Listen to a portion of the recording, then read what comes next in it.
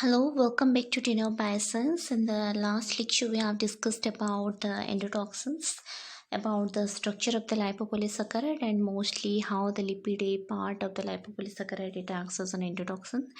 So, in this lecture, we'll discuss about the mechanism of endotoxin.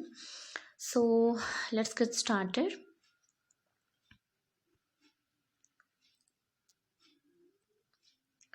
So as you can see in this picture, the macrophage it ingested the bacteria, and in this case the bacteria is the host for the macrophage. So the macrophage ingested the bacteria and it trapped in the phagosome.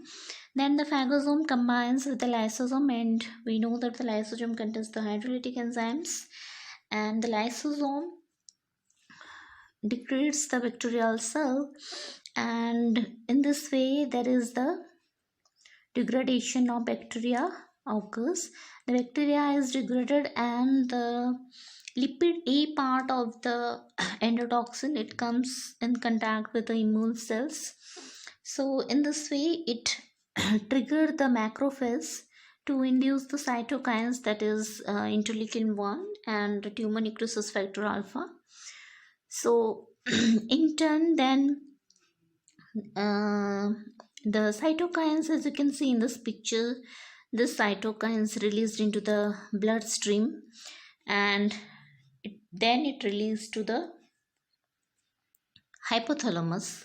So in the hypothalamus the cytokines it produce the prostaglandins, mostly the interleukin 1. It induces the hypothalamus to produce the prostaglandins, and this pathway is called the arachidonic acid pathway, and the prostaglandin then cause the fever. So this is the overview of the mechanism of endotoxin. So first the bacteria is ingested by the macrophage, then the bacteria is degraded, then as it is degraded it induce the macrophage to release the cytokines, that is interleukin 1 and the tumor necrosis factor. Then this cytokines release into the bloodstream, then to the hypothalamus of the pituitary gland.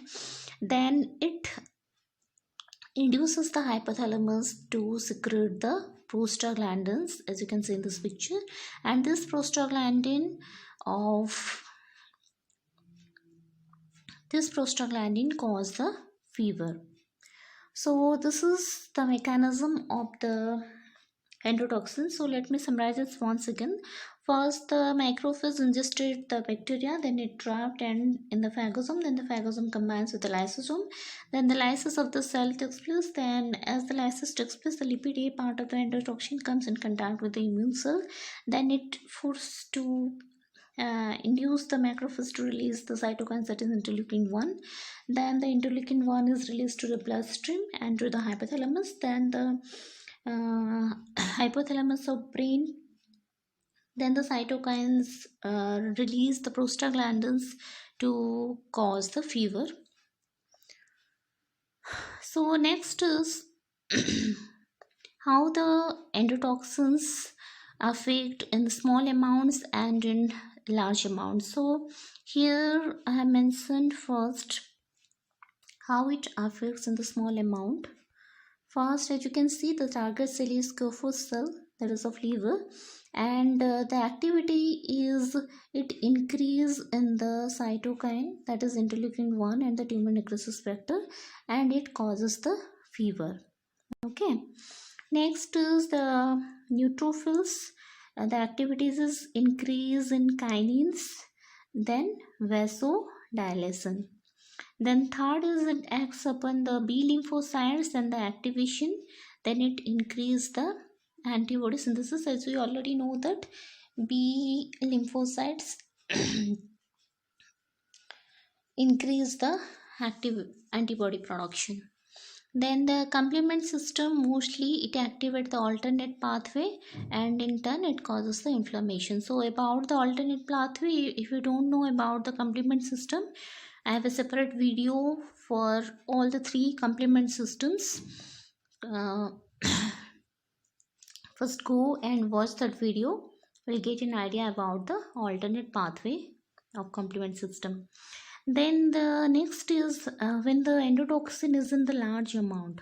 So beside the fever, the vasodilation, increased antibody synthesis and inflammation, it will cause shock and the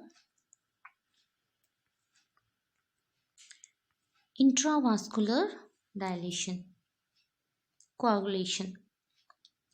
So this is all about the mechanism of endotoxin. I hope this makes sense to you. If you like this video, hit the like button and press the bell icon so that you will not miss a video. And do not forget to subscribe this channel. Thank you.